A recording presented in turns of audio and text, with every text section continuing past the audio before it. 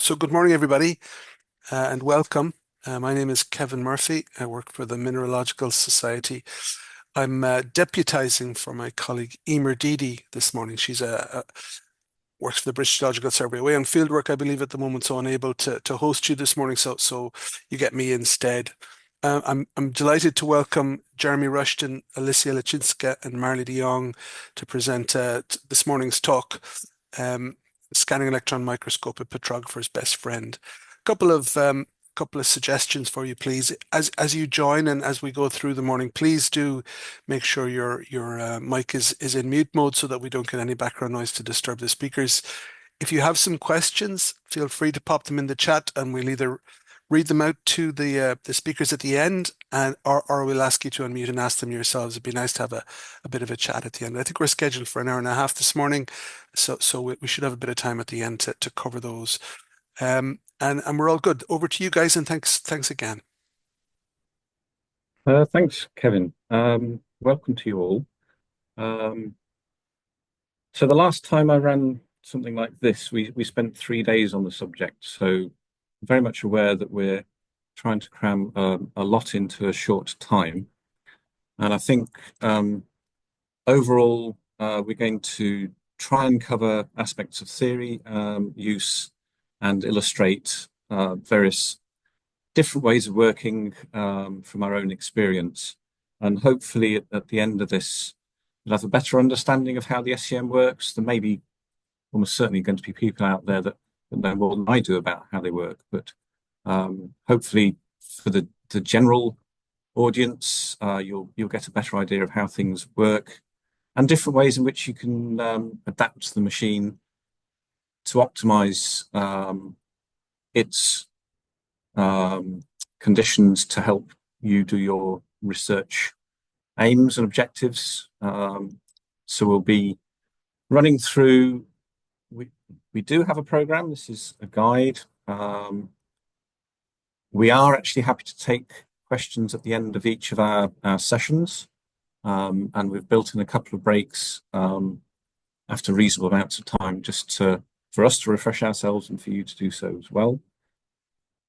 So I'll move rapidly on into the first sort of section of our talk, which is I will give a very high-level overview of the theory of how an SEM works. And just to highlight at the start, there are lots of online resources that can help you with this. Highlighted a few here. There's an excellent website called MyScope. Has a wealth of detailed information. We've borrowed their diagrams because they're so good to illustrate what we're talking about. Many SEM manufacturers have very good resources as well, and the Wikipedia pages are quite good as well. So for the SEM, what we're basically looking at is an instrument where we have an electron source that generates a beam that's then passed through a set of condensers, apertures, focus coils, and scan coils into a sample chamber that's normally held at vacuum of some form, and onto a sample. The samples can be all sorts of things, and the electron source these days, there are numerous different types of electron sources. Most new instruments these days, I guess, have a field emission gun type source, but we still have an instrument that's a tungsten filament that's still nice and reliable. The general idea is that electrons get emitted from the tip or the bend in a filament, and those electrons are then used for forming the beam. So some terms that we'll be using just to make sure everyone's on the same page with these. Accelerating voltage. So this is the voltage that's used between the filament and the anode in the gun, and accelerates the electron beam towards the column and down the column and onto the sample.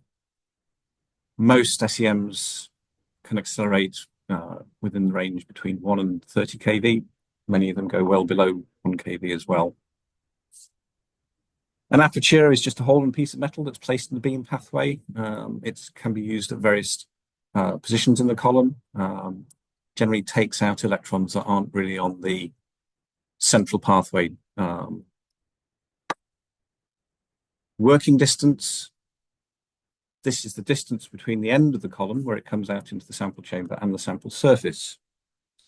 So you'll see most SEMs will report a working distance, but actually that working distance is the distance to the focal point of the beam, as the machine itself doesn't know where your sample is. So it's the working distance is only the actual working distance when your sample is in focus. I only say that because I've had people in that are completely confused by that concept. Beam current is effectively the rate of arrival of electrons at the sample surface. And magnification, again, I bring this up because this causes lots of confusion. It's the difference in size between the object being displayed and how it appears on the display device. So just be wary of that, because depending on the display device, the magnification will be different. So if you're looking at it on a big screen, it's a bigger magnification, and the same image on a small screen will be a lower magnification. So it's a relative term and should never be used in a publication. Yet you still see magnification in plate captions in publications. But right. So electron sample interactions. This is what the SEM is all about. This is where the magic happens. How that beam of electrons, illustrated here as the primary electrons coming down onto your sample surface, and the way in which those electrons interact with the sample material. And it generates a plethora of outputs. So we have listed here terms like secondary electrons, backscatter electrons, auger electrons. So these are electron outputs, and then we also get X-rays coming out and cathodoluminescent, so we get light emitted.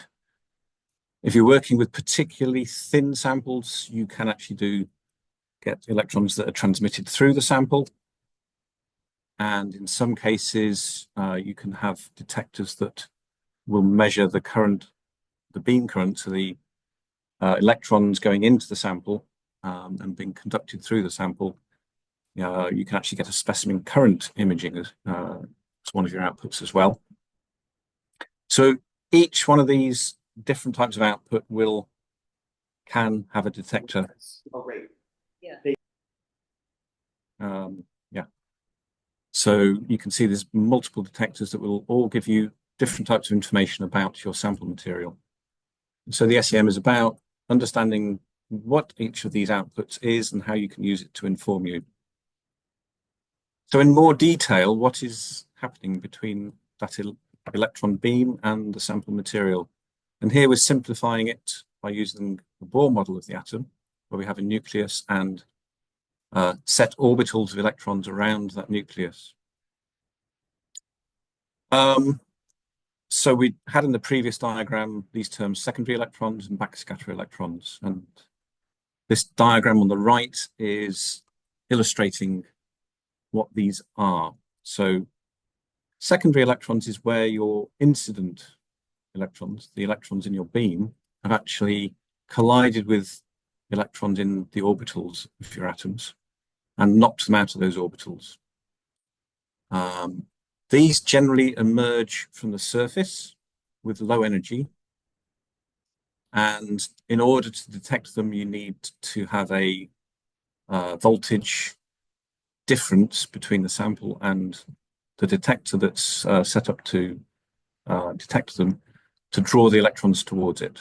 And because of this, you get images that tend to show surface features, surface topography. And also you get edge and peak structures that have like a larger surface area exposed with the sample material near the surface. They tend to be brighter just because of the fact that more electrons are escaping from that material. Because they're low energy electrons, they tend to get easily reabsorbed locally and not escape. So that's one of the features that will be talked about later in its relevance to resolution. Backscatter electrons, on the other hand, are the primary electrons that have an interaction with the nucleus A bit like, I don't know, a comet coming in around the sun. It gets drawn by the charge and can be deflected to various different degrees. If you get an electron that does a complete U-turn around a nucleus, these are the electrons that we're interested in because they're going to come back out of the sample pretty much the same way they went in.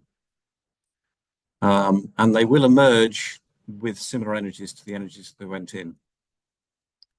The probability of these interactions is clearly related to the size and charge of the atomic nuclei. So because of this, more highly charged nuclei are more likely to interact, so you get more backscatter electrons from those elements, which converts into brighter image features. So this sort of image gives you that phase contrast that probably most of you have heard of. So that's really just down to the probability of a more charged nucleus interacting with electrons. So hopefully that's clear. So what are the consequences of these interactions? Well, with secondary electrons, in knocking out an electron from one of the orbitals, you've generated a charge imbalance within that atom. And this is normally rapidly rectified by an electron from an outer orbital moving into that vacancy. One of the features of electrons is that changes in their energy, direction of movement, speed, does result in the emission of X-rays. And so what we find is that with secondary electrons, the vacancies they create, which are then reoccupied, the energy of the X-rays that come out of that are characteristic of the element that we've had the interaction within. So we're generating X-rays with characteristic energies as a result of secondary electron production. Backscatter electrons are a different matter entirely. So in this case, we've got the change in direction generating X-rays. And because the interactions between the primary electrons and the nuclei are all happening to various different degrees, you may get a slight deflection to this complete U-turn. Those will generate completely different energies. They're not characteristic of the material or the elements that are present. So this gives you a background radiation called bremsstrahlung. And I've got a little illustration here of how that's generated. So actually, the sort of smaller scale interactions, again, are much more likely than the large scale interactions. So this is really a probability curve on the left. You get a lot more of the low energy X-rays produced than the high energy X-rays. However, the lower energy X-rays are more likely to be locally reabsorbed, and also detectors can have windows on that also don't transmit those X-rays. So what we tend to see is a background radiation shape like this, a bit like a humpback whale sort of thing. But in reality, what's being produced is what we're seeing on the left, and what we observe that the X-ray detector is on the right.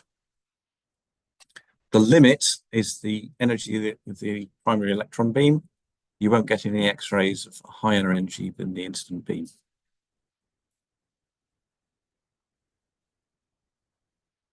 Now, obviously, hopefully most of you know that the atom electron structure involves different shells of electrons in orbitals, and each one of these shells has a specific energy. We use orbital terms K, L, M, and N, with K being the closest to the nuclei with the highest energy, decreasing energy as we go out. So if you imagine a situation on the left, we're looking at, in this case, a silicon atom. Our instant beam has knocked out one of the K shell electrons, and we're imagining that one of the L shell electrons drops in to fill that vacancy. And the X-ray that's produced is the energy difference between the L and the K orbitals. So that gives what we call a K X-ray energy. In a more complex atom, where we've got higher occupancy of other orbitals, we can have the various vacancies filled from different orbitals, and we can have vacancies in other orbitals that are also filled. So if you've got a K shell vacancy filled from the L orbital, that's K alpha. If the K vacancy is filled from an M orbital, that will be a K beta line. It's a slightly higher energy. Similarly, you can have vacancies in L orbitals filled from M and N orbitals. This way we get different multiple peaks per element, and the heavier the element, the more complex the X-ray spectrum.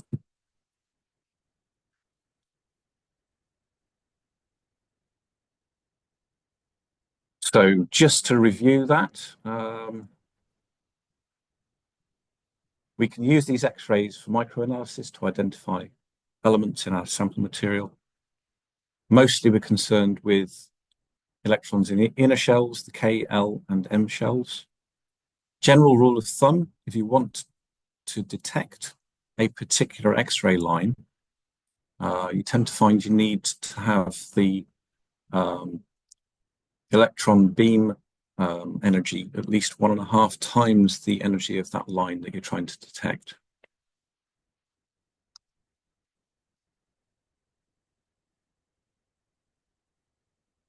Hopefully that's all clear. So to summarize, this nice diagram on the right gives us an insight into factors that affect our resolution. So this is the concept of interaction volume. For an electron, the sample material is actually mostly space, just with a few nuclei and other electrons scattered around. So actually the chances of interactions are actually quite low. As a consequence of this, the electron beam electrons can penetrate into the sample quite a distance. And the diagram on the right is sort of illustrating where within a sample you will get particular signals from. So you can see SE, the secondary electrons, come from near the surface. They're low energy electrons, so they don't escape from greater depth. They tend to get reabsorbed. Backscatter electrons, because they have energies more similar to the instant beam, will escape from the sample from a greater depth. They have a higher energy. X-rays, although they're similar energies within the energy range of the electrons, they're less likely to interact. So the X-rays will escape from a greater depth. And finally, light, cathodoluminescence, light can also escape from quite a depth, particularly if you've got transparent minerals. And so Cl actually has the sort of greatest depth of escape of any of these. So there are some factors to consider here. What affects this interaction volume? Well, one of the main controls is the energy of the beam. So a higher accelerating voltage, the more energy the incident beam has, the greater the depth of penetration, the larger the interaction volume. But if you've got material of higher density with higher atomic weights, again, interactions are more likely. So the beam penetrates less deeply. And this can be illustrated by modeling of electron interactions with sample materials. Probably most of you have seen this sort of diagram before. So across the top, we've got kV, 2 examples, 20 kV and 7 kV.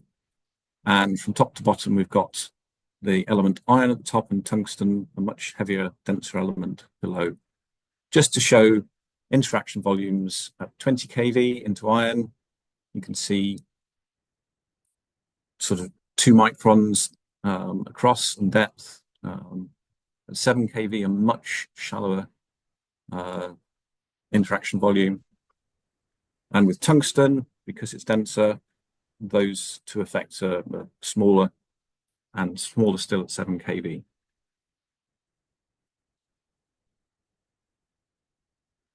So I think this concept of beam volume interaction is very important when we're actually thinking about spatial resolution. It informs us as to where the information that our detectors are detecting is coming from. And so I feel it's very important to just go through those factors that control the spatial resolution. You know, what controls do we have that we can improve these where we need them to? So our electrons are focused into this sometimes called a probe of electrons. And the size of the energy of this probe is defined by 4 interrelated parameters: the accelerating voltage, the beam current, the aperture sizes, and also what the filament tip is.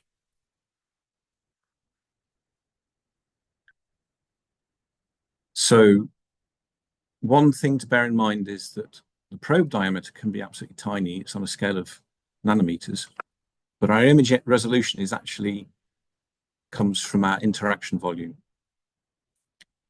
And this is derivative of all the above factors. And also, which of the surface emissions we are using will affect our spatial resolution, as I've already explained. So as you'd expect, smaller aperture size will give a finer size and finer size to the probe, and therefore a higher resolution. But you also get a lower beam current, so you've got fewer electrons at the sample, which then results in fewer electrons at the detector, and you've got noisier images. So it's one of these cases where you improve your resolution, but you have other factors that make your imaging more difficult. The filament tip type also has a direct effect. Basically, the finer the tip, the finer the potential probe size, simply put. And as you can see from the diagram here, tungsten filament has the broadest tip, going through to the field emission gun type, which has the narrowest tip. So fundamentally, FEG SEMs have higher resolution capabilities than tungsten filament SEMs.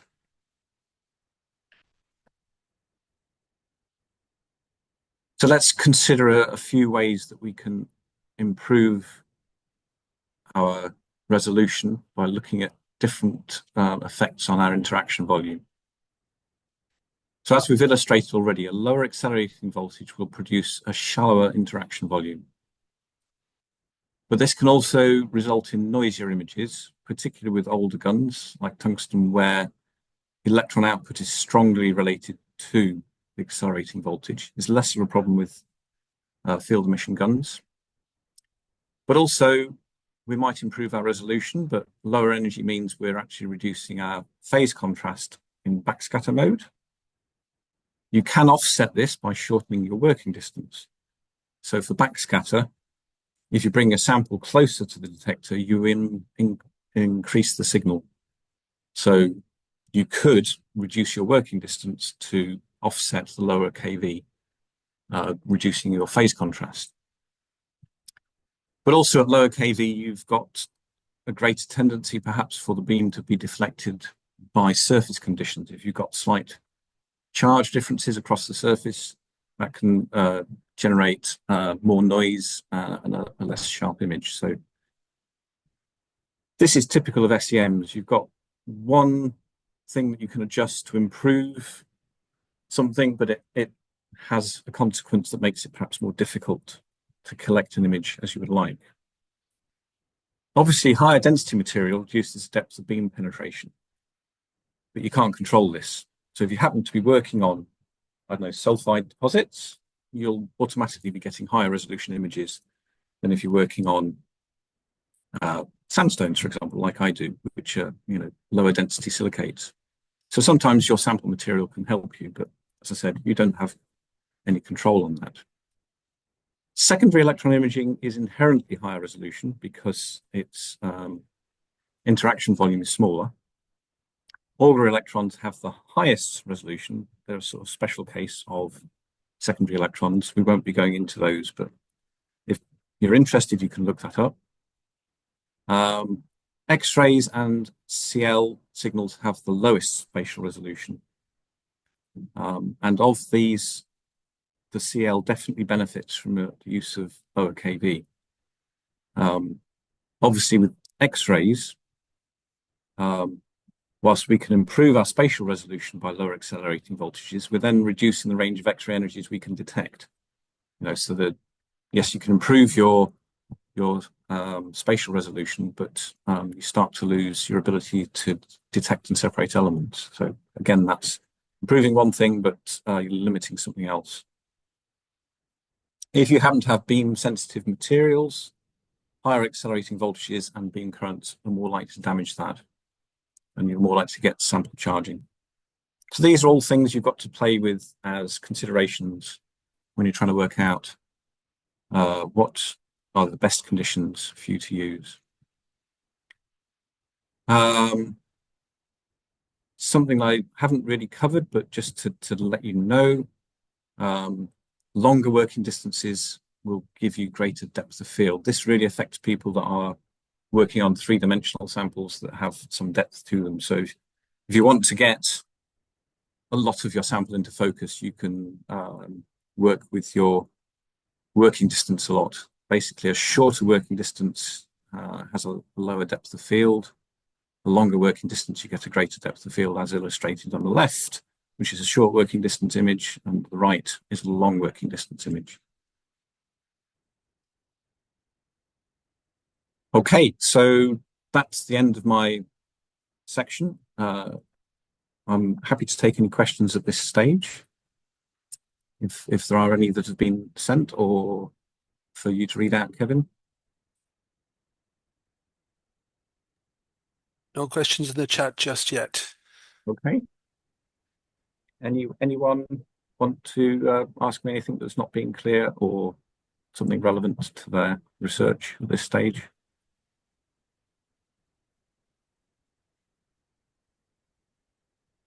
Okay, I've either been extremely clear or everyone's really confused. So I'll take the former. Oh, here we go. We got one. Questions, yeah, I see. What would cause a sample to be more susceptible to damage? Well, I mean, if it's maybe it's got a hydrous content. Things like clay minerals, the smectitic clays that have a hydrous content, you can sort of actually burn off that. Organic materials, if you want to look at organic materials, they are very sensitive. They can burn off. I mean, if any of you've worked with polished thin sections where they've got resin, you could spend a lot of time, if you want, writing your name into the resin with the probe. So that sort of thing. Things like if you're working with cements, again, those are very hydrated minerals. Anhydrite and gypsum, I should say gypsum, which is a hydrated form. We've converted that quite convincingly into anhydrite whilst mapping and imaging it. So those are the areas you need to be concerned with most there. Thanks. A question from Alexandria. Is there some sort of threshold accelerating voltage per general sample matrix that we can use as a guide so that we don't damage our samples? We're probably going to cover that later on.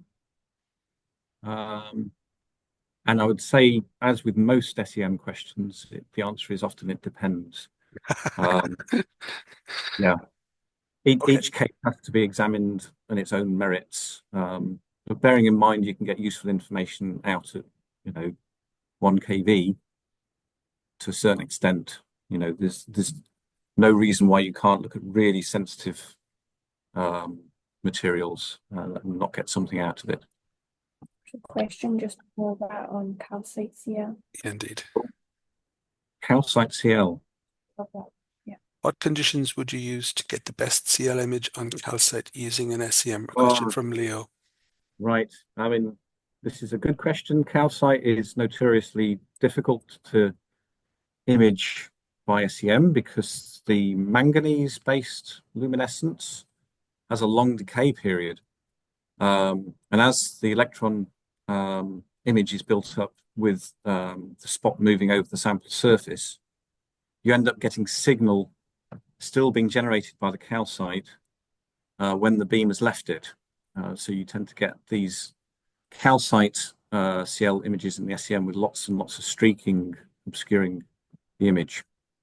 So if you're determined to use an SEM to get CL images off calcite, what you need to do is either introduce a filter that takes out the manganese-based emissions, or you work with really really long dwell times per pixel.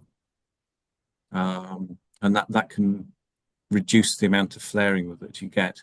The danger of that obviously is that calcite is susceptible to damage, particularly with a FEG machine. You can leave a row of dots behind with long dwell times, so you're probably going to have to start looking at lower kV to mitigate that. So you'd be looking maybe 10 kV and lower for that. But my advice is always to use the cold cathode technique on calcite rather than SEM. Thanks, Jeremy. One more before we move on. I guess we need to keep on some sort of a schedule. If there was any natural radioactivity in a sample during analysis, what issues could this cause, if any? Okay, it is a good question because obviously beta particles are electrons and could therefore be detected. My experience with this is that for most sort of materials that you're allowed to handle, the emissions are not strong enough to really influence your imaging. You can pick up X-ray emissions from radioactive materials with your X-ray detector. So you can actually do a little bit of spectroscopy if you've got the right energy. You can do a beam off collection and actually see what energies you're getting, which will then tell you which elements are decaying. So I've seen that. But in terms of imaging, even working with some relatively hot particles, it doesn't affect the imaging. The number of electrons you've got in your beam far outweighs any. You might get the occasional spark on a secondary electron image if you happen to intercept one of the particles. But yeah, generally I've not had any real interference in imaging. Again, if you are getting a bit of sparking off one, then longer dwell times, slower image collection will offset that.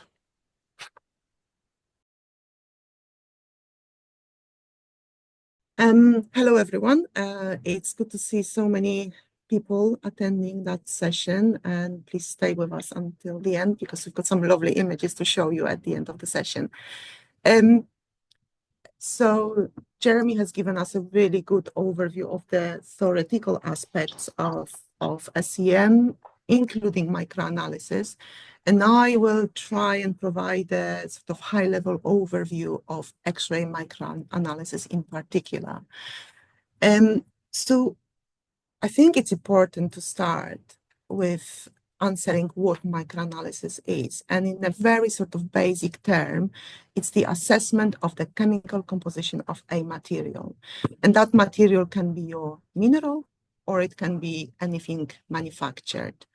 And there are kind of two modes of microanalysis. The first one is qualitative mode, where we are just identifying what is there, what elements are there. And quantitative mode, quantitative microanalysis, where on top of identification of your elements, you are looking for measurement of concentrations, how much of a specific element there is in a mineral. And the principle of X-ray microanalysis is related to the emission of characteristic X-rays from specific atoms. So this is what Jeremy has already covered.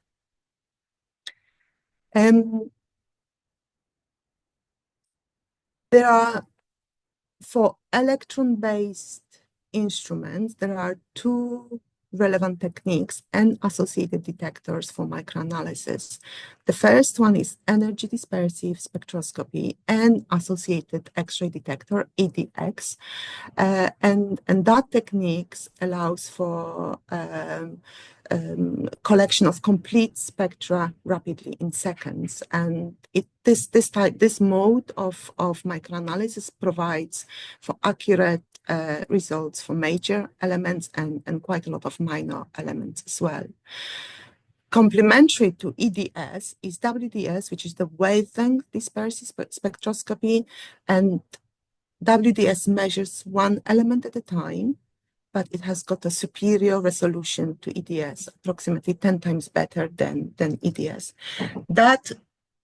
That is really good because it reduces the potential for interferences between different X-rays in a specific spectral region. And WDS also allows for measurements of minor and trace elements. And then SEM with both EDS and WDS detectors is a really powerful tool for contextual and quantitative analysis of chemically and texturally complex materials, such as those that geologists deal with. You know, rocks are really complex, unlike materials that are perhaps manufactured. And we have tested it in our labs, and we know that if the analyst understands potential challenges with microanalysis using SEM, EDS, and WDS, and if the analyst follows strict protocols, analytical protocols, we can obtain results as good as those obtained by electron microprobe, which is the more conventional method of quantitative microanalysis in electron beam instruments. So in practice, what we could do with EDS WDS system is to use the EDS system to perform initial survey for elements present in the sample rapidly, and then use WDS for resolving spectral overlaps and perhaps measuring, increasing sensitivity of a measurement. So on this slide, I would like to show you an example where the EDS and WDS resolution really matters. So resolution is a term of how well defined a peak is. And as I mentioned before, WDS has got a superior resolution that reduces the peak interferences, and good spectral resolution is needed to separate overlapping peaks and then to identify and quantify all elements present. So on the left-hand side, top left-hand side, you've got an EDS spectrum from a spectral range between 4.5 to 5.5. It's an EDS spectrum of a mineral called chefkinite. And chefkinite is a really chemically complex rare earth, iron, magnesium, titanium, and commonly barium-bearing silicate mineral. And unfortunately for chefkinite, in that very spectral region between 4.5 and 5.5, there is quite a lot of X-ray lines that overlap. So in that little box to the right of the EDS spectrum, you can see at the very bottom of it, you can see the spectral resolution of EDS at 0.145 for our system and WDS at 0.01 keV.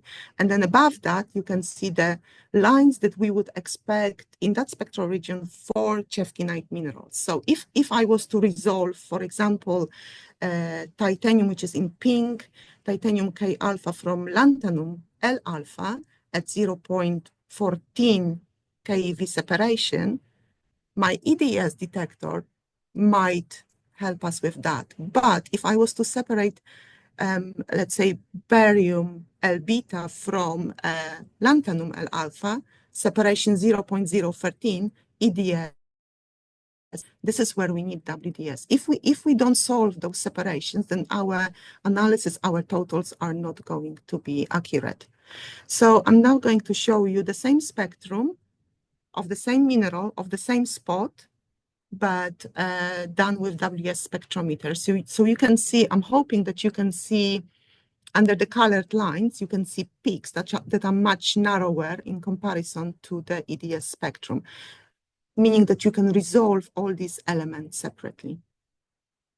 So as I mentioned before, having an SEM with good imaging detectors and good EDS detector and good WDS detector is a really powerful tool for a petrographer. There are other common peak interferences, and there are probably more than listed in this table. So that table comes from Newberry and Ritchie, which is a really good resource, a really good paper on quantitative analysis using SEM, EDS, and WDS. And just as an example, sulfur, molybdenum, and lead, they are very closely overlapping in between 2.5 keV as sort of graphically represented on the right-hand side image. There are other challenges and limitations associated with EDS analysis. So, for example, light elements are not routinely analyzed by EDS. The hydrogen and helium, they don't produce characteristic X-rays because obviously that is associated with their atomic structure. Lithium with free electrons does produce X-rays, but they are very soft, very low energy, and they are very difficult to be analyzed on SEM.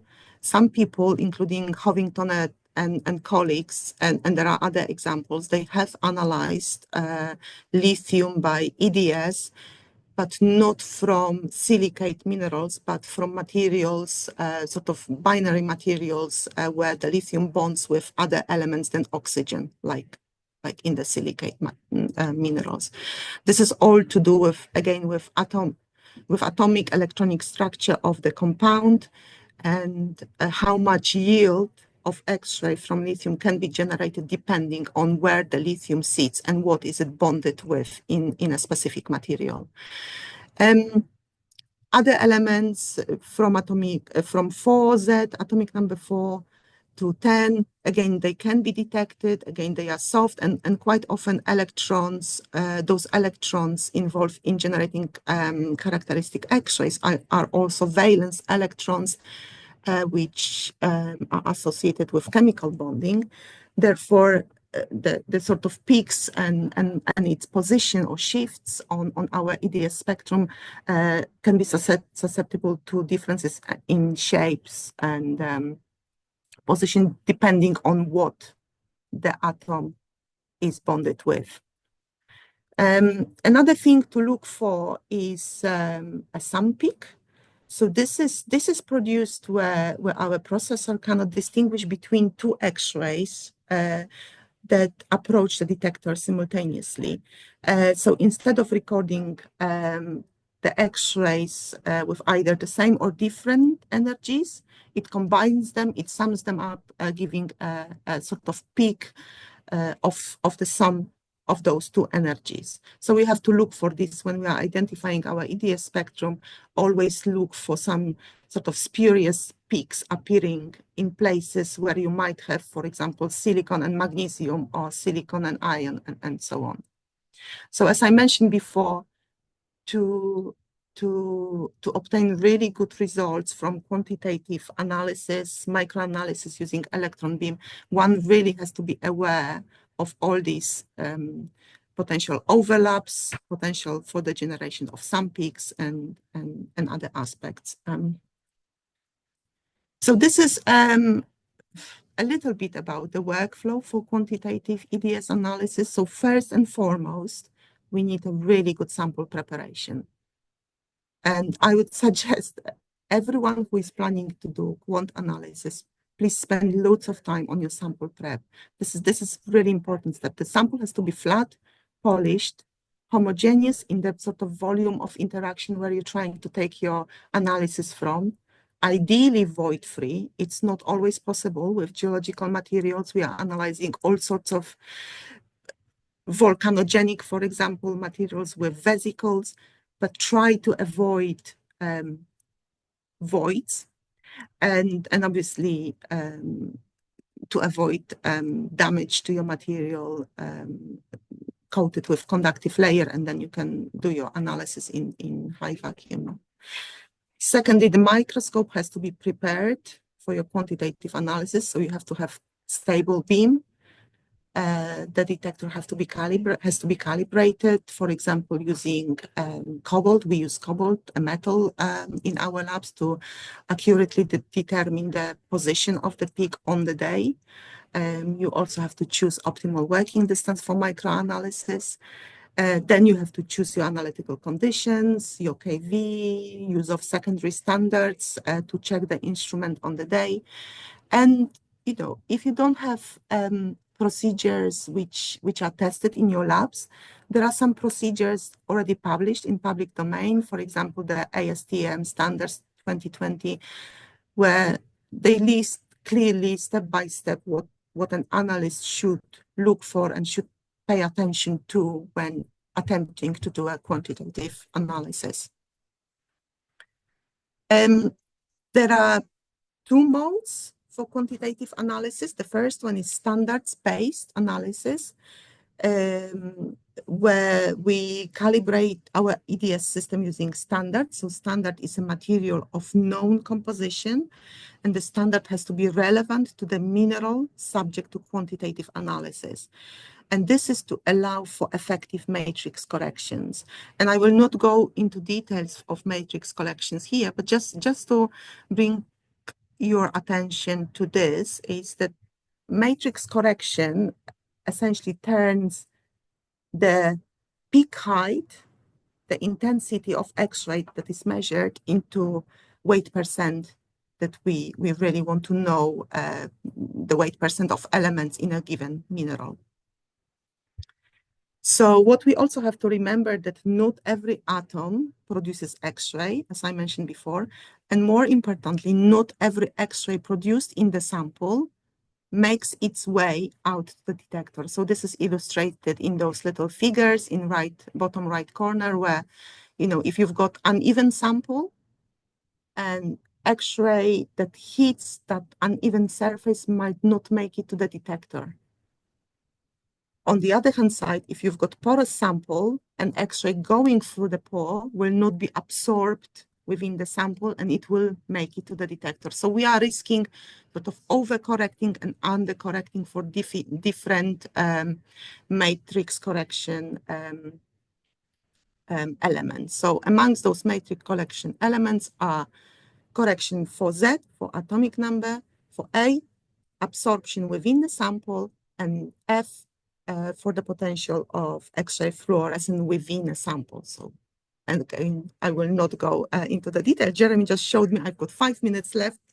So the other way that we can do microanalysis on SEM is standardless microanalysis, and most of EDS systems contain default spectra for all elements and common X-ray lines, to which our measured spectrum can be compared with. But because of the differences of which the spectra were collected, we can't really use those quantitative analysis in publications. Okay, so that's important. I think I've got 2 more slides left. So mapping is a really good tool, another good tool for characterization of materials. So instead of imaging of electrons, we are imaging of X-rays. So we can produce element mapping, which is X-ray element distribution across a sample. We can do it at different scales. And more commonly, X-ray mapping can now be found as a live application on many instruments. The other mode is phase mapping. So rather than collecting an X-ray distribution map over a sample, you treat the data to show what kind of phases are in your sample. And as I said before, modern systems allow for collection of large areas map, for both of those techniques, and as I mentioned, for collection of live element maps as well. And we really suggest that this should be the way forward for petrographers in general. So this is just an example of a large area map, X-ray distribution map. So on the bottom left corner, you can see a fragment of a hand specimen. You then see a thin section, and that in that enlarged view, you can see fragment of that thin section that has been mapped. And it's really useful for looking for reaction fronts, for example. So this is a sort of laterite example where we are looking for element distribution as the rock weathers and concentrates of specific metals. And my last slide, I believe, is just again to show the large area map and what we can use it for. So we can almost use it as a navigation scan where we know where our elements are, we know our reaction fronts, and then we can select specific areas from that large map to do further investigation at micro to nanoscale. So this is a multi-scale contextualized analysis from micro to micro and nanoscale, and I believe Marli is going to show a little bit more on that on her slides. I think that's me. Thank you very much for listening, and I'm happy to take questions. And if there is anything very difficult, I'll ask Jeremy to help. Thank you. Thanks, Alicia. We had one question in the chat from Isabel. Some people do not use a conductive layer, for example, in concrete samples. Is that correct? I don't know that there's necessarily a correct or wrong way of doing that. If you're not coating things, it's for a number of different reasons. One reason is that you might want to access that surface again for something else later. Another one is where you're concerned that you're going to damage the surface that you're going to look at in putting the coating on.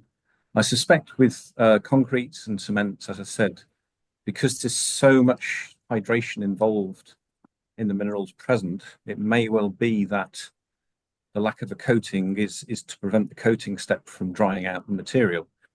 So yes, it can be correct, but then they would also have to make sure that the SEM conditions were set to also minimize the likelihood of dehydration.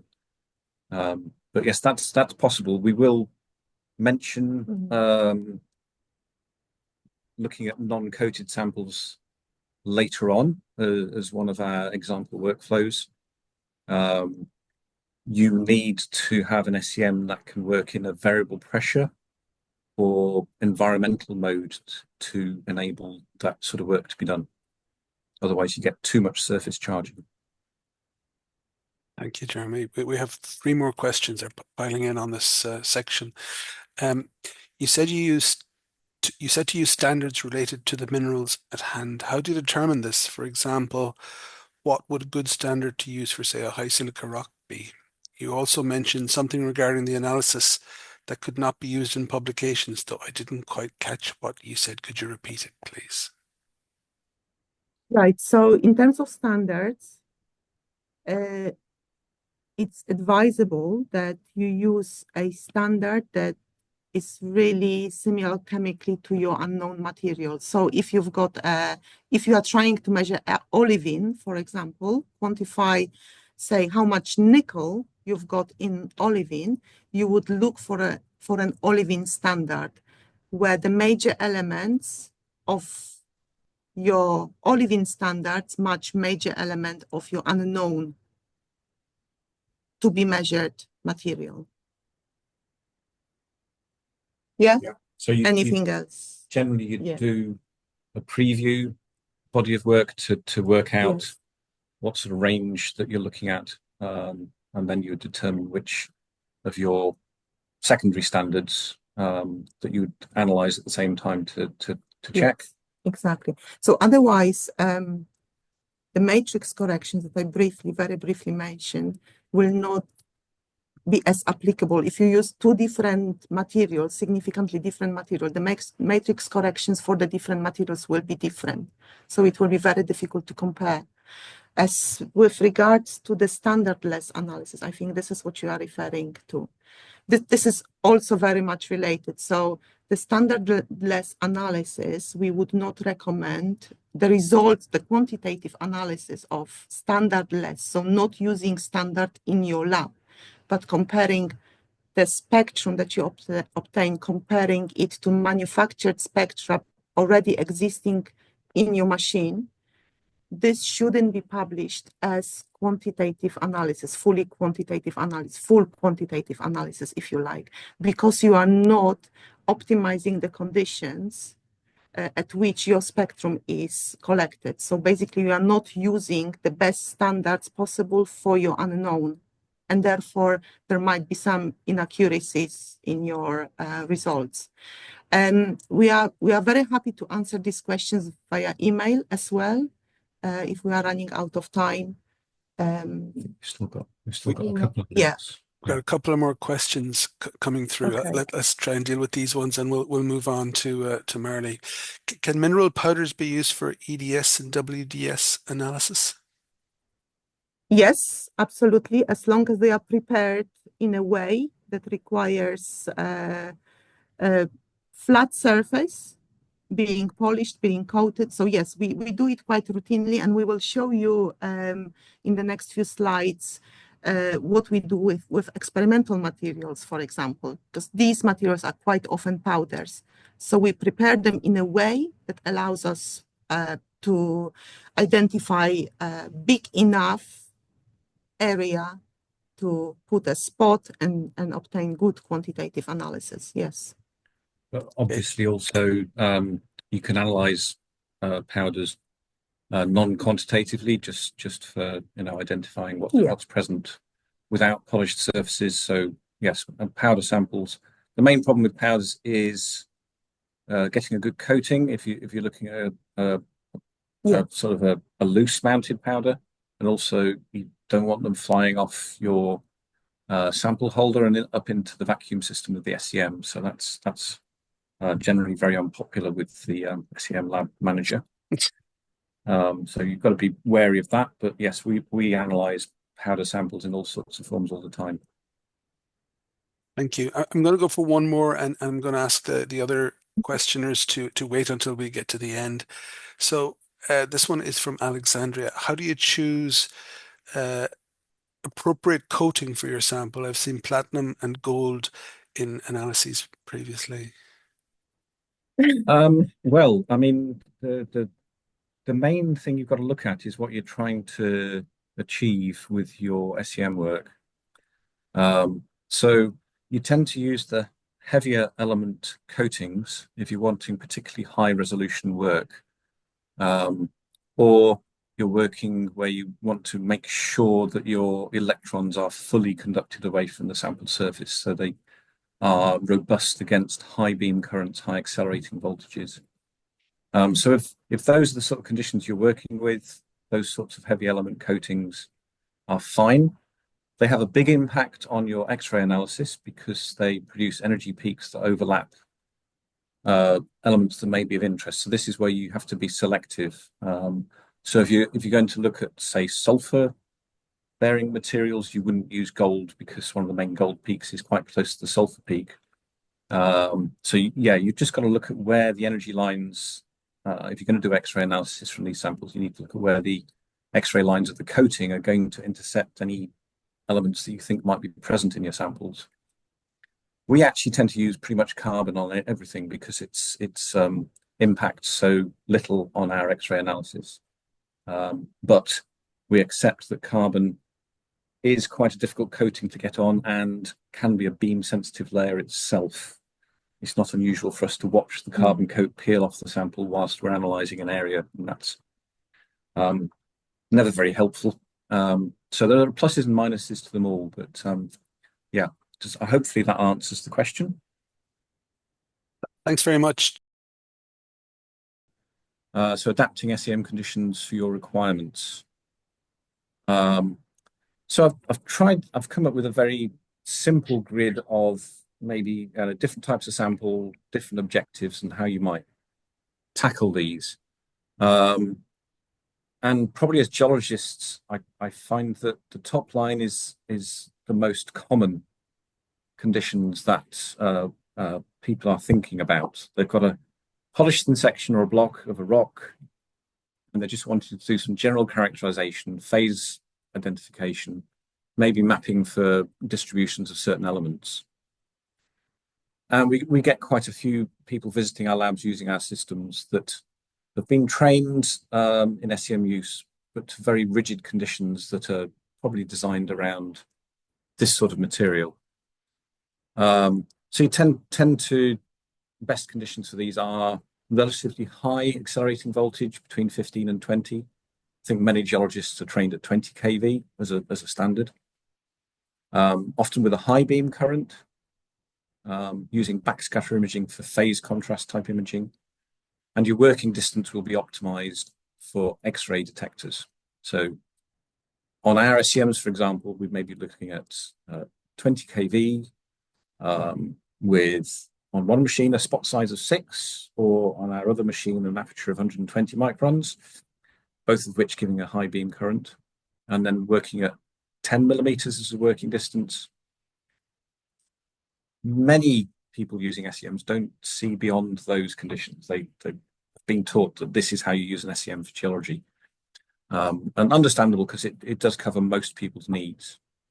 And you might also get things like CL imaging out of these sections under those working conditions. But we find there are many situations where you can adapt your conditions to give you better outputs.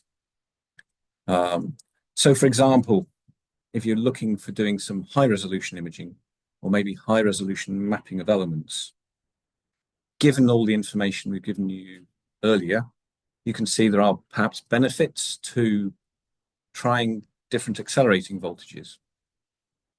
So as we said before, reducing your interaction volume will improve your spatial resolution, particularly for X-rays. And one of the things that I perhaps didn't mention is that if you've got an element with a low energy X-ray emission, those low energy X-ray emissions are by their nature escaping from a shallower volume. And so you tend to find that lower energy X-rays give you a higher spatial resolution. So you can actually choose with certain elements different energy lines to map with. So iron's an absolute classic, where we routinely map on the K lines, which is relatively, well, medium energy. But you also have L lines available for iron, which are very low energy, quite close to the sort of oxygen peak, but separable. If you're wanting to do high spatial resolution mapping of ion distribution, you could try looking at the energy lines that, without adjusting your other conditions, you can just use lower energy lines to improve your spatial resolution. But you can also reduce your interaction volume by operating at lower kV. We tend to find for most geological materials, you can't go much below 7 kV because you start to lose the ability to see certain key elements such as potassium and calcium, which is so common in many of our rocks. So if you're trying for high resolution mapping, try it down to 7, see if it works for you. In terms of imaging, you can try lower KVs. As I said before, if you're looking at backscatter imaging, that will immediately reduce your phase contrast, but you can actually compensate for that by shortening your working distance. Bringing a sample closer to your backscatter detector will gain some of those phase contrast back. It may again make your lab manager really nervous because they tend not to like to see people driving samples up to the detectors. So make sure any of these things I suggest, make sure you have the agreement of whoever's SEM you're using before you try them. Another thing we do a lot of here is looking at polished samples again, just for finding single phases, maybe for CL characterization of zircons, maybe for looking for single element distributions. And again, sort of our general high kV, high beam current conditions are good for these. CL again will particularly benefit from lower kV. We're often in these situations, coordinating our work with other labs who are maybe doing follow-up work, say laser ablation or other types of imaging. And I'll just introduce the concept of fiducial points. So these are key locations on your sample that you record XY coordinates of that can then be identified on another instrument, and with a sort of a spatial matrix calculation, you can calculate any points you've identified on the SEM onto your other instrument. Marli will illustrate this a little bit in her talk as well. Grain mounts, we've talked about powders, but also grains. We are often looking at these for reaction products and surfaces. So we're looking at really thin materials. And so this is definitely a case where we're going to be wanting to reduce our beam penetration with lower KVs and imaging at even lower KVs. And again, we're shortening the working distance to compensate for things, reduction in phase contrast, but probably using secondary electron imaging a lot more for surface deposits here. And if you have an SEM system that has an in-lens secondary electron detector, so that's one that's actually in the column of the SEM, because what happens when you bring the sample closer to the column end is that the traditional secondary electron detector loses the electrons. The electron being received at the detector reduces dramatically as you reduce your working distance. So that's the opposite to backscatter. If you've got an in-lens secondary electron detector, that compensates for that, and you actually get a brighter image as you get closer. So we accept a lot of these bits of advice depend very much on the SEMs that you've got available to you. Similarly, rock chip, I do this a lot for my sandstones. And again, we're looking at surfaces, so we're doing secondary electron imaging. And again, for high resolution, we can go to low KV and shorter working distance. If we want a great depth of field, because rock chips often are very lots of topography, we can go to that longer working distance to get that good depth of field. And again, mapping maybe at the lower KVs so that you're getting the actual composition of grain coating clays or other thin layers there. And then beam sensitive materials, which we've already touched on. We're looking at low KV, low beam current, which then needs longer collection times to offset the higher noise of the imaging. And maybe you're looking at doing integrated scans. So to reduce the chances of beam damage, you can have a shorter dwell time, a faster scan rate, but accumulate those over multiple scans, just to reduce that possibility of causing beam damage, because the longer the beam is on a point, the hotter it will get and the more likely it will be to damage. And this is where you could also consider using the variable pressure and environmental modes, maybe to help you reduce the amount of damage by keeping the sample hydrated. So a couple of illustrations. So here I'm looking at a grain surface with a clay mineral on, and this is being imaged at 15 kV in this one. I've reduced that to 7 kV, and I hope you can immediately see that you're seeing much more of the texture of the clay minerals. And then finally, down to 3 kV, clay minerals are standing out, being imaged even more. So just to go quickly through that, the clays are nearly transparent at 15 kV. They're solid. You can really see the detail at 3 kV. Zircon, so this is what I'm talking about, really benefiting from kV. At 10 kV, much sharper image there. Here's a case where I've mapped a grain coating clay, but I've done it at 15 kV, and the chemistry we're getting through is the chemistry from the substrate, and that's overwhelming my clay chemistry. In this case, that's what I was interested in, but if you're interested in the clay, you'd want to go to a lower kV to get less of a signal from below it.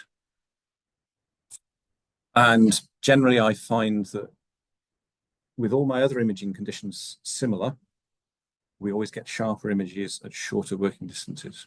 So I think that's down to being less affected by surface effects at shorter working distances.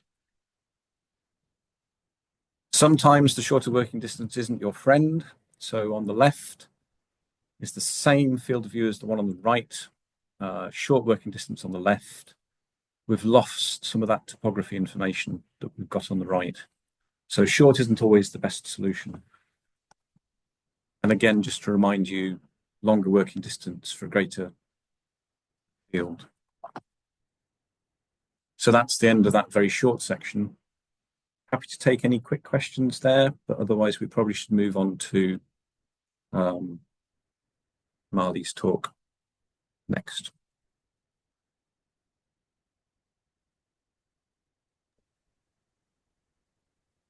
Any immediate questions?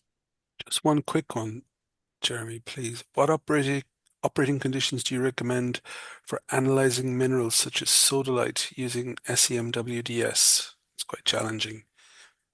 Thank you. Yes, so the challenge there for WDS is that you tend to need very high beam currents because WDS is so selective of the X-rays. And obviously sodalite's probably going to be a little bit susceptible to beam damage and sodium wandering. So yeah, under certain beam conditions, the electrons that go into the sample can change the distribution of the elements within it. And what you tend to see is cations, positive charge, get drawn into the deeper subsurface because you get like a layer of electrons accumulating within the sample. So you reduce your sodium content. So very challenging. I would probably actually start by doing my initial analysis with ED. I'd ask why you're using WD. Are you looking for particular trace elements? So what you might do is do your bulk compositional analysis with ED and then follow up with WD for the trace elements that you're interested in and quantify those separately using WD. Hopefully that answers the question. It's quite a complex one. And yes, he's looking at both. Yeah. Yeah. So yes, it's a challenge.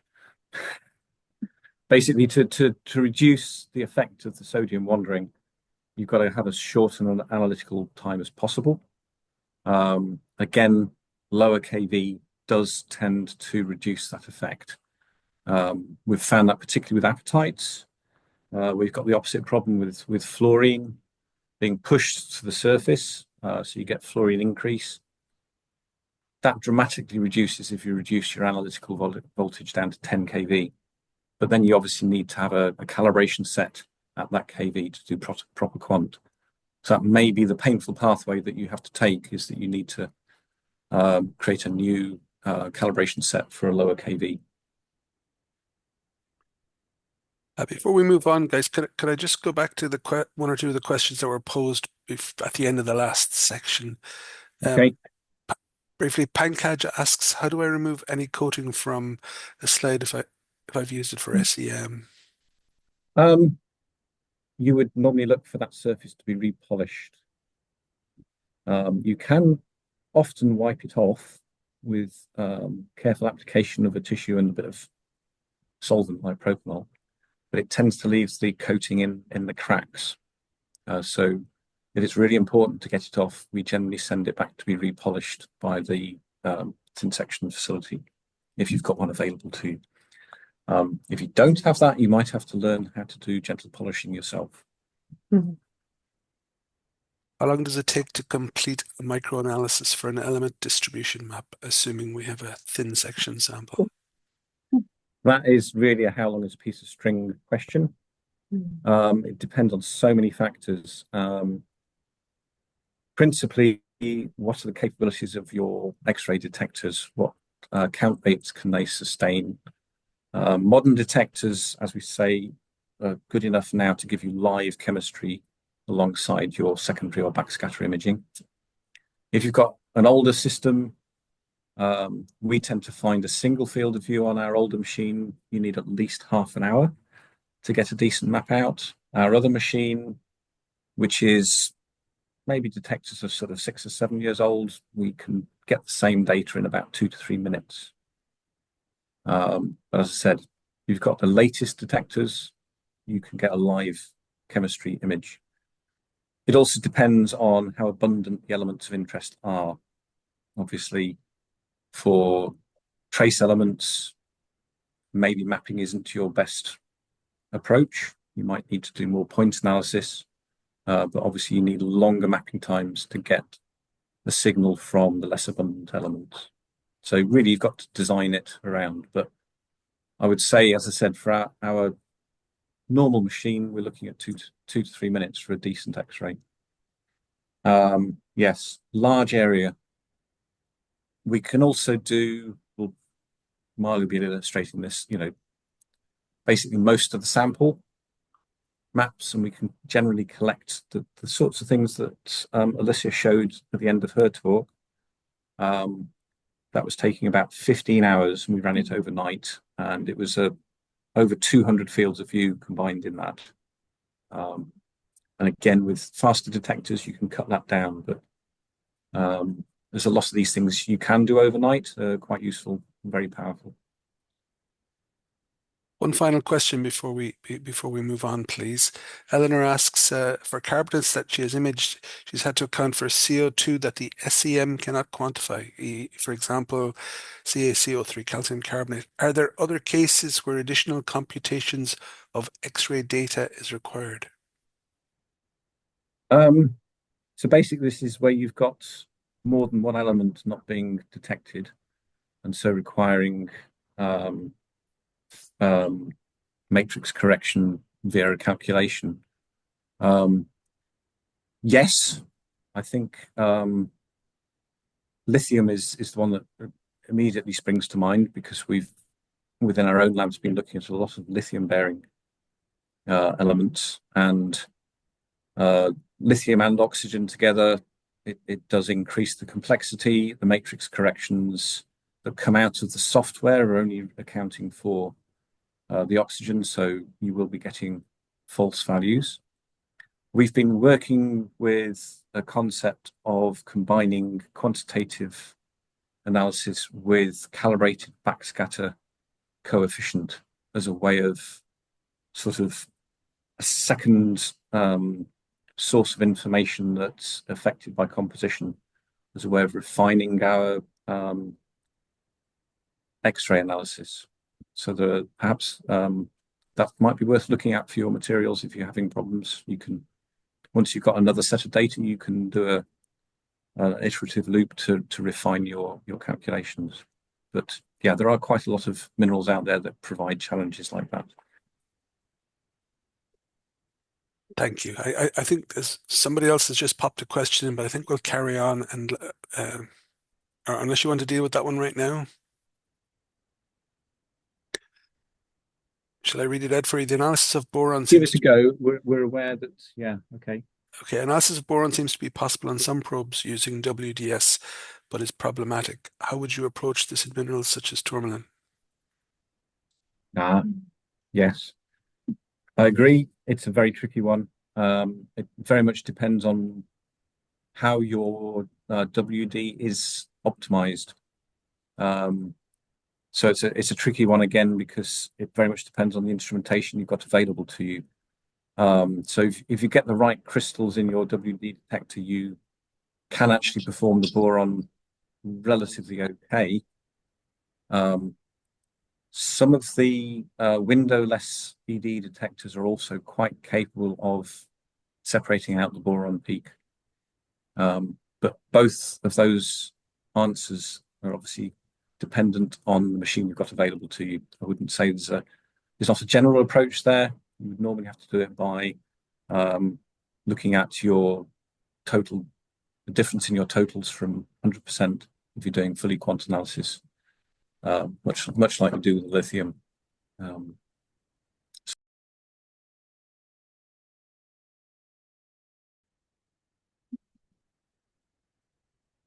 So hello everyone, my name's Marli and I'm a petrologist here at BGS. And today I thought I would just work through a bit of an example from a project that I've worked on over the last year, which a lot of the data outputs come from SEM, but also we have data from different scales. So I'm going to talk a bit about the petrographic workflow that we've used and the role of SEM in that workflow. So firstly, looking at the petrographic workflow there, so we're starting at a larger scale, so say outcrop scale, we'll have a survey geologist or structural geologist that might go out, and then they bring that hand sample back to us. We'll describe it, cut a fresh surface, and then we'll make a thin section. We'll take that to the optical microscope, then the SEM microscope, and we might do some additional analysis, which could be on SEM or using different methods and techniques. So just a few things to think about as we work through the presentation. So focusing on why workflows are important and useful, and generally, especially with regards to SEM, why look at rocks on a micron scale too. So specific to the petrography of fault rocks, so the mineralogy, distribution of minerals, and the texture of fault rocks can have important implications for their geotechnical properties. So petrography can vary enormously across a major fault zone, but also across individual faults too. And this can lead to localized deformation and fluid flow. Of course, the more detailed petrography we have, it helps us understand previous fault movements and improves our understanding of the regional geology of an area.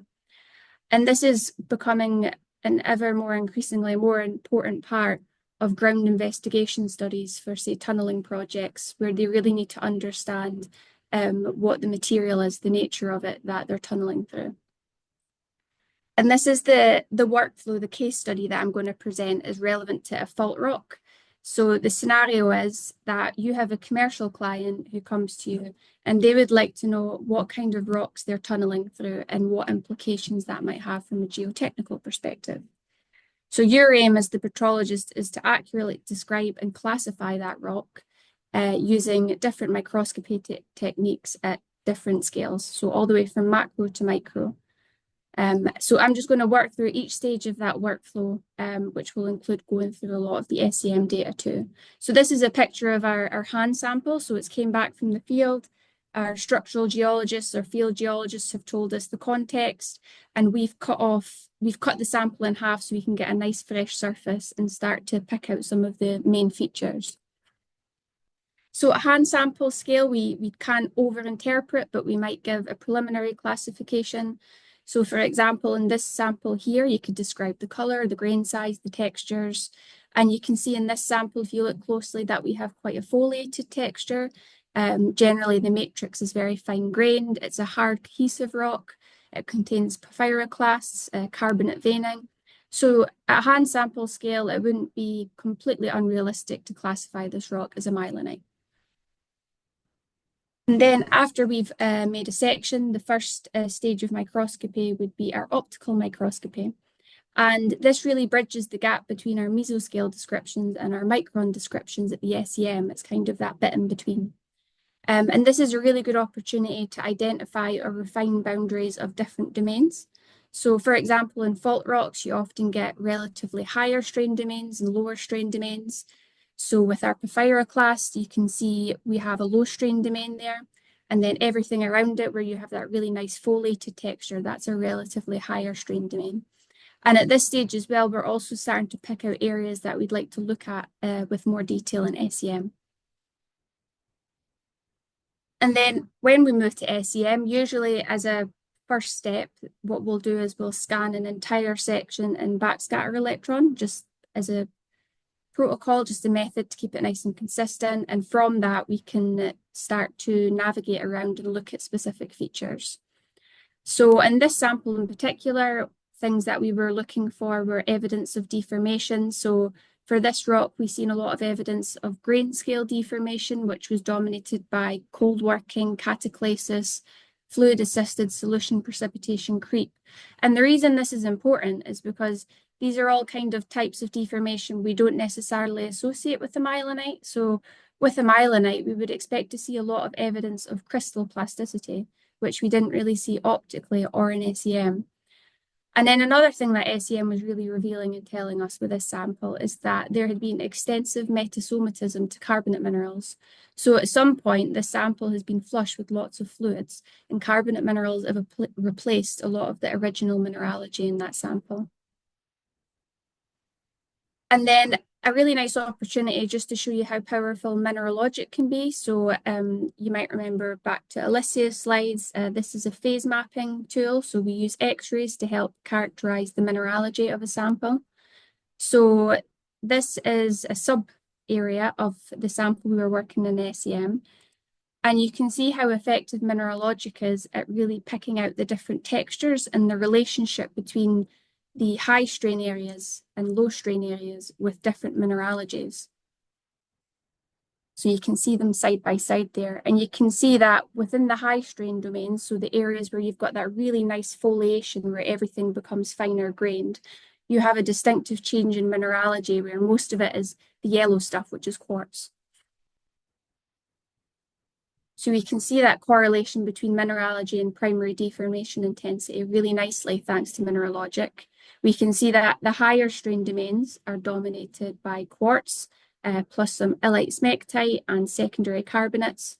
We can see in that lower strain domain, so essentially our porphyra class, that's dominated by feldspars, many of which are original, so are part of the protolith rock. So you can see that preserved nicely there. And another thing that mineralogic is really good at doing with fault rocks is picking out your different generations of fracturing. So you can see that different orientations of fractures are associated with different mineralogies sometimes. So from that bottom image there, you can see that you have a relatively late stage episode of calcite fracturing, whereas the orange ones are, I think that is Ferroan dolomite or anchorite, and then your dark blue ones are dolomite. And then we often work back the way. So one of the things that I need to update about this workflow is it kind of implies that you're always going in the one direction. So you do your optical, you move to your SEM, and you get all the answers and you get to a nice natural conclusion. But often you find stuff out at a certain stage, which makes you want to go back a step. So although mineralogic might have been one of the last things we did, it then sort of drew our attention to, okay, well, we've got lots of data on the high strain domains with lots of quartz. We've got lots of data on the porphyra class, the low strain domain with lots of feldspars. But what's happening in the middle? Why is that mineralogy changing? So where are all those feldspars disappearing to? So we targeted an area which you can see kind of falls in between the low strain and high strain domain to see what's happening there. And what you can see is that all of those feldspars are essentially being ground down and broken down into clay minerals as you cross from that relatively low strain to higher strain domain.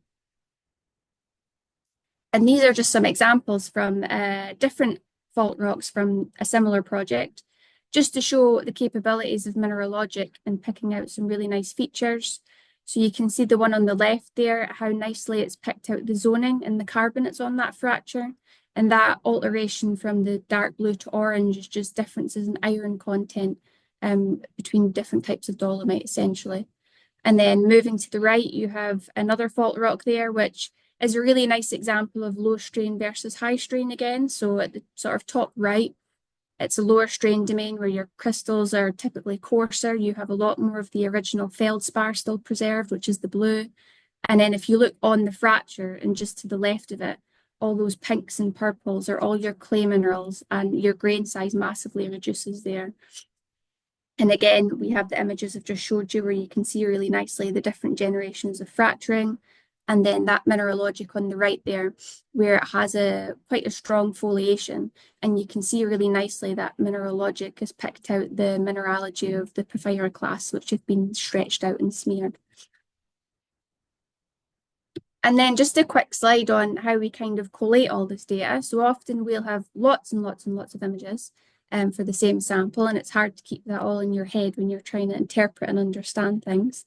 So recently we've started trying to use QGIS a bit more just to overlay different types of data. So I'm really not very good with GIS or QGIS at all, and I can even learn how to do it, which I think should be an advert for it, that it's fairly simple. So you can overlay all your different data sets. You can, toggle layers on and off just to see how your SEM data compares to your optical layer. And that can be so useful just in terms of your interpretation of your data. And you can see here I've marked on places where I did my fiducial points. So in terms of the practicalities of collecting fiducial points, you just need 3 points on your sample with a recognizable feature. And the more recognizable, the better, because you'll need to find it again. And you record the XY coordinates. And this can be really useful when you're trying to co-locate, when you're using a different kind of technique. So the most obvious example I can think of is if you've got your SEM data, but you then want to go and do laser ablation data, collect laser ablation data, sorry. You could take all these coordinates and give them to the person who operates the laser ablation, and they can match it up with their coordinates inside whatever it is, a chamber, whatever their technique, kind of, you know, how it analyzes the sample. And then you can find locations a lot faster based on that. And that's been really useful as well. In terms of a summary of this specific case study, so a sample which was first classified as a myelinite, based on all the evidence we had, we reclassified it as a metasomatized foliated fault gouge, sorry. And a lot of people might wonder why that's important. Like, is it, you know, splitting hairs? That's a lot of work just to reclassify it again. But from a geotechnical perspective, it's really important because myelinites and gouges have quite different mechanical properties. So the most obvious difference being that myelinites are cohesive, relatively hard rocks usually, whereas gouges are incohesive and respond totally different to, say, presence of water. The other implications we had from this work was the extent of metasomatism, so all those carbonate minerals in there that we had. We have implications which, so for example, if carbonates are exposed to high groundwater pressures over long periods of time, it could also result in them just completely dissolving. And what you would have left over would just be mud or loose rock. And from a tunneling kind of perspective, you don't really want a tunnel which is very weak. So this had really important implications for the client, and they were very happy with the work that had been done. But the thing I just wanted to emphasize with this kind of workflow and study is that petrographic workflows, they allow for a consistent approach. So often at BGS, for example, as part of these projects, we'll be given 20 sections to look at with a finite amount of time. So we often have to be really consistent in the way we analyze each sample and try and not show any biases towards one that's particularly interesting. So it's a really important step towards accountability during projects, I think. And, you know, treating each sample as equally as important. And the main message with this is that significant observations are made at every scale. So the geologists in the field make important observations. The optical work is essential. Even the description, the initial one you make with the hand sample is important. And the stuff you observe on the micron scale, and it all just filters back to every different scale. So you have to describe rocks at every scale. But yeah, I hope that's been useful, and I think that should be the end of my section. So thanks for listening about fault rocks. And yeah, if there's any questions right now, we could have a couple, but I guess we are quite tight for time. But yeah.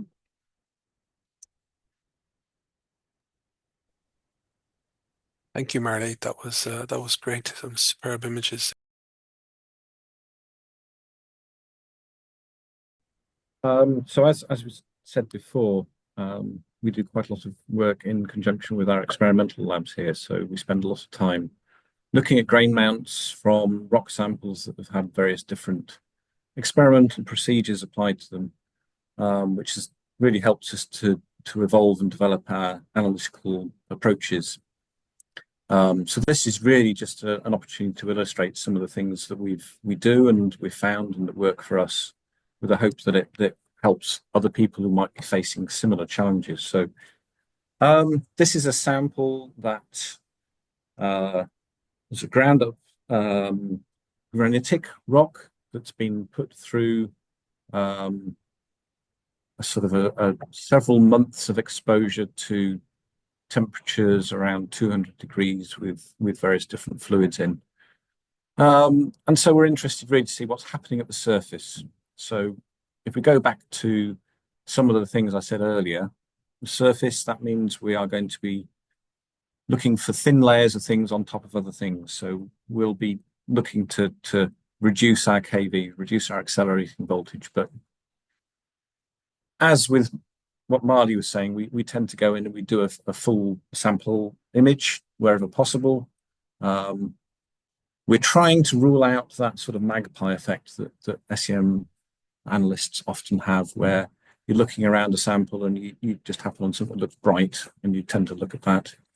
So we find that if you do this sort of full sample approach, it tends to help you look at the whole sample and not miss things that aren't bright, basically. So we've got the whole sample image, which has been collected at 15 kV using our sort of high beam current backscatter imaging.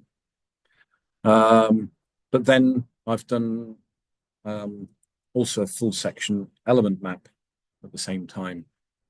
So we've got a mixture of our backscatter imaging and our chemistry to guide us towards areas that need to be investigated. And obviously here I've got the pre-sample information, so I'm looking for things that are different to how the pre-sample looked. And so having this information really helps me zoom in on the features that are of interest. And in this case, I could see there's quite a few of the grains had surface deposits. So what I've got, what I'm showing you here is a secondary electron image on the left. Secondary electrons better for looking at surface topography and features, and an X-ray map on the right, overlaid on that image. And you can see that I've actually run the map on the right at 7 kV because I could see that I've got some clays, these sort of webbed to nearly amorphous materials, and I've got these little spherical or near spherical particles as well. And they're all on a sort of micron-y type scale. So, you know, we're needing those higher resolutions. And so mapping it at 7 kV, I've used the L lines for the iron in that case. And what we're finding is that we are putting out really good compositional information. We've got calcium rich, these are actually fluorite crystals that have formed. And we can also see that the clays have got a little bit of iron in them. And then we're seeing the rest of the information is telling us about the substrate. And with the elements I've selected, I've actually got a mixture of quartz, which are the yellowy areas, got K feldspar, which are these sort of darker pink, and actually muscovite, slightly lighter pink here. But because I've gone in at low kV, I'm getting more of the signal from the surface material, and some of the clay composition is showing through. If I'd gone in and mapped out at 15 or 20 kV, I'd have been going straight through the clays. I wouldn't have got any of that. And perhaps the clarity of the image of the fluorite particles would have been a lot more blurred. As I mentioned before, I'm going to mention something about working with uncoated material. So another thing we do is we look at whole rock chips, pre and post experiment again. So this is one of those situations where you don't want to coat the sample because you're going to do something to it, and the carbon coating or whatever other coating you put on would interfere with that. So as I said, for this, you do need an instrument that has a variable pressure capability or environmental imaging capability, so that you can take away the surface charge using the atmosphere of the chamber rather than relying on the coating. And at a very coarse scale, this is our originating rock chip before the experiment and our rock chip that's come out of the experiment. And initially we can see we've lost a lot of grains. This was a sandstone, we lost a lot of grains from some of the corners, perhaps not a surprise. And then as we go in detail, we can actually go by this same site analysis. So the boxed area is there. There's an area I imaged at high resolution before, and I went back to that site after. And we can see straight away we've got some changes. There's some grain coating clays in the pre-sample, and those have disappeared on the post-sample. And additionally, this is a dolomite cement, and we can see there's very little difference. There's been no dissolution or precipitation of fresh phases on it. And because it's the same site analysis, one of the main uncertainties when you're doing post-experimental sort of studies is the natural variability of phases in rocks. You know, you can never be sure perhaps that what you're seeing is a change due to the experiment or just a variation within the sample. So the real advantage of this approach we find is just eliminates that uncertainty. You know for sure that's a change that's happened during the experiment. And to illustrate that further, this is a post-experiment image. We've got a pyrite crystal here, and that surface is looking really notched and etched. And you might immediately think, this has been reacted, this has been dissolved during the experiment. But because we've done pre of the same site, we can see that actually that was its starting condition, and we can be absolutely certain there's been no change. The only thing we've got is we've got lots of little fines deposited on the surface, and that's all that's happened. So it's just a great way of being certain that you're looking at the consequences of your experiment. Alicia, I think you've got a few things to say about this slide. Thanks, Jeremy. I'm also looking at the time, so I'll run through this very quickly. So because someone has asked us a question about powder for analysis, so this is an experimental powder, post-experimental powder, where we are looking at the distribution of experimental materials. So in this case, it was a basalt that was experimentally reacted with CO2-bearing solution, and it resulted in the production of carbonate minerals, siderite here, which you can clearly see on the false color map on the right-hand side as those green euhedral crystals. And then that very same material we have then prepared as a section, polished thin section, to look at the reaction fronts and the very clear zoning of those experimentally produced siderite crystals. And I've got another example here showing very similar patterns, but to do with smectites and other fibrous minerals, which I will not focus just to save on time. I think Jeremy has got a couple more images. Yeah, and so high resolution. Just to run through some examples to illustrate the use of low KV, short working distance for looking at detailed morphology. I'm a sedimentary petrographer, so I'm looking at sandstones a lot. So here's an area, grain surface with grain coating clays, overgrowths of different phases, some dissolution of part of a grain. A quick map points out this is K-feldspar overgrowths, and this is an albite that's being dissolved away. And it also shows that our clay is a calcium-bearing clay, which makes you think it might be a smectitic one. So that was all run at our sort of normal working conditions, 15 kV, that sort of thing. But I was interested to see what the morphology of the clays is. So I immediately went to low kV imaging. So you see here, I'm now working at 3 kV, and I'm working at just under 4 millimeters working distance. And this is from this left-hand area of the main image. We're looking at the K-feldspar here. And in this mode, at this kV, you can see that that surface is covered in fibrous material that's flat to that surface. I suspect it's probably an illite clay that's formed.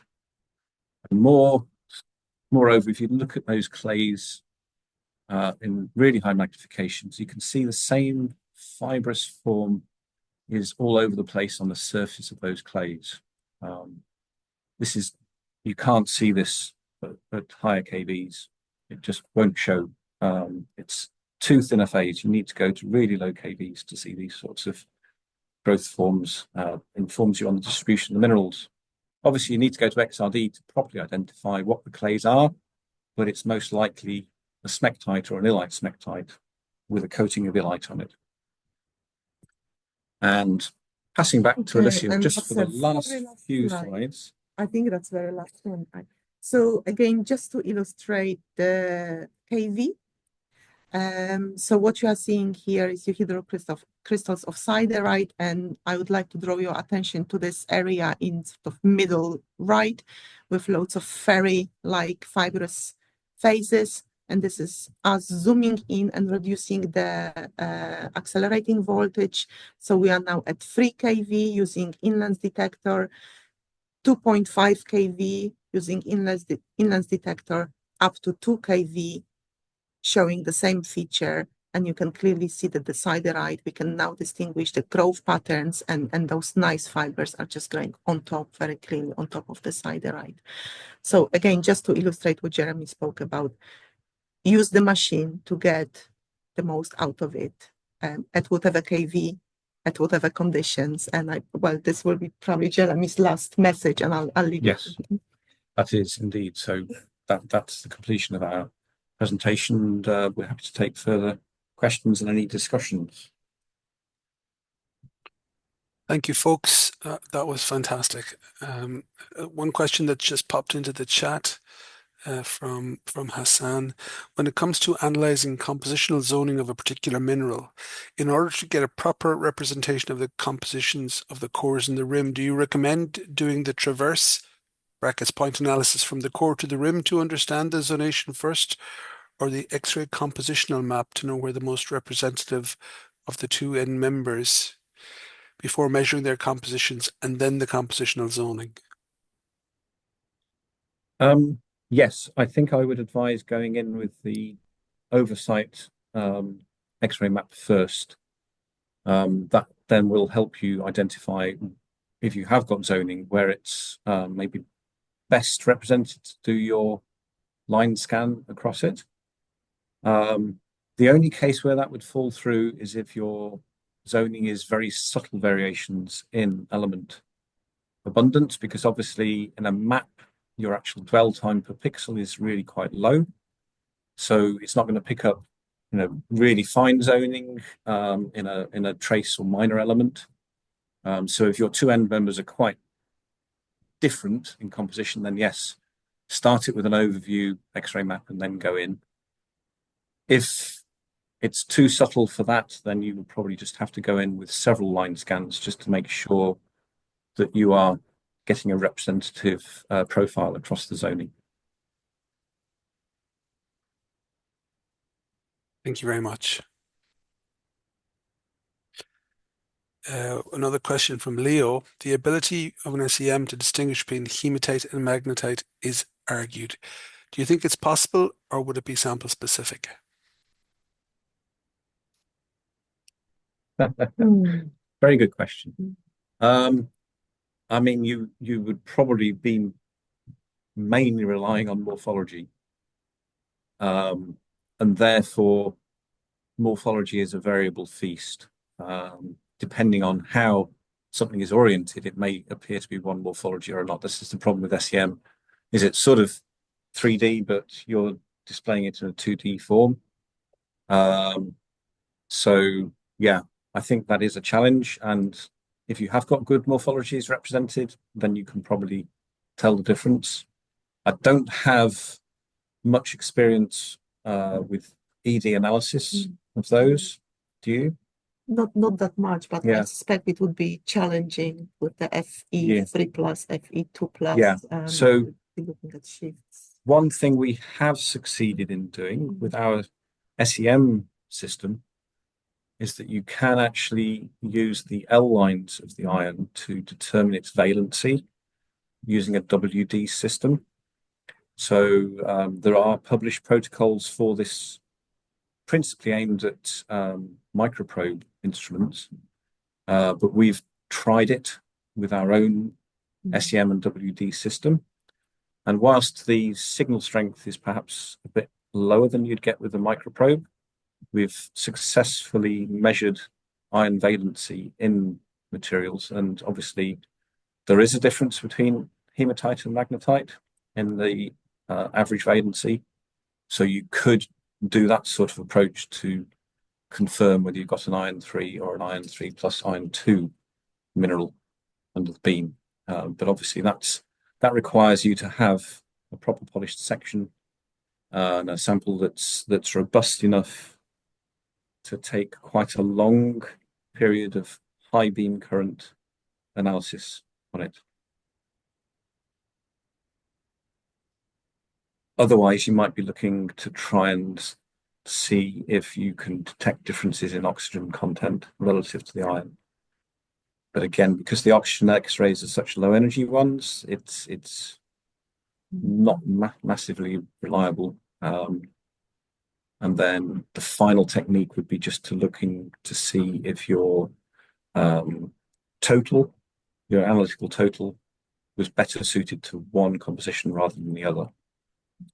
But they're all quite challenging techniques and require quite a lot of analytical time input.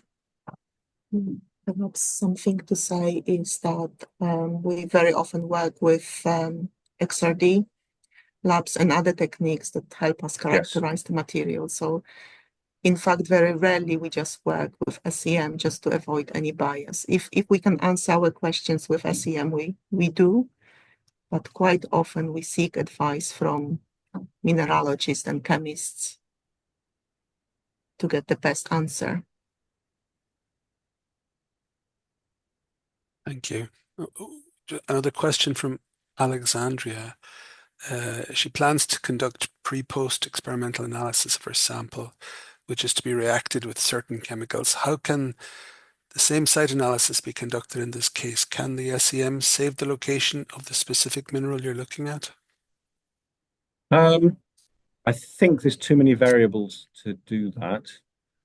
I really just go by imaging the whole sample at a reasonable resolution and marking where I've looked on that image. You could do it the fiducial approach again if you've got 3 points of characteristics that stand out that you will be confident will survive the experimental process. Then you could do XY coordinates of your fiducial points and your points of interest. The problem with the approach is that you've got to try and predict where you think things are going to happen. You go in and because you need to image at quite high resolution sometimes to see differences.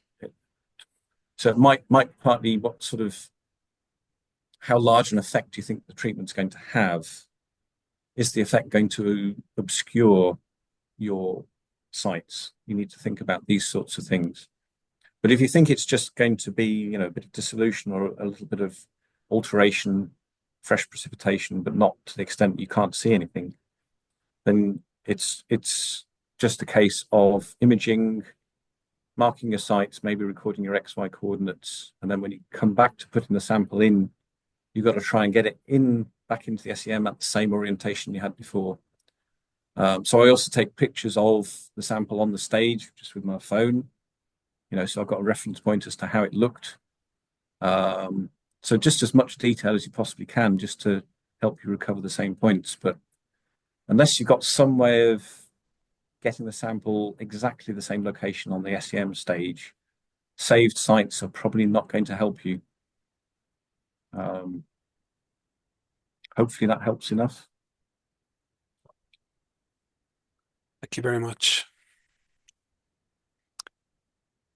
So, folks, any final questions?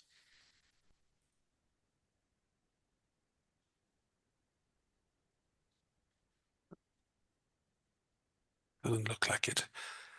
So it just remains for me to say thank you to our three presenters. I think you managed to squeeze an awful lot into 2 hours, particularly if you normally do this in 3 days. I think that's incredibly useful to the people who attended this morning and to those who will invariably download this into the future.